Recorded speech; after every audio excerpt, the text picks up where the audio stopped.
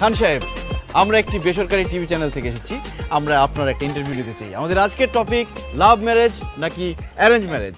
আজকালকার ছেলেমেয়েরা যে বিয়ে করবে তাদেরকে আপনি কি সাজেস্ট করেন? তারা কি লাভ ম্যারেজ করবে নাকি অ্যারেঞ্জ ম্যারেজ করবে? অবশ্যই লাভ ম্যারেজ। এখনকার যুগের ছেলেমেয়েরা নিজেদের ভিতরে জানাশোনা করে, বোঝাপড়া করে, লাভ ম্যারেজ করে বিয়ে করা উচিত। তাহলেই সংসারটা সুখের হবে। হুটহাট করে চেনা নেই, জানা নেই, বিয়ে দিয়ে দিল, সেই সংসার তো সুখের হবে না। তার মানে আপনি বলতে চাচ্ছেন এখনকার যুগের ছেলে মেয়েদের লাভ ম্যারেজ করা উচিত?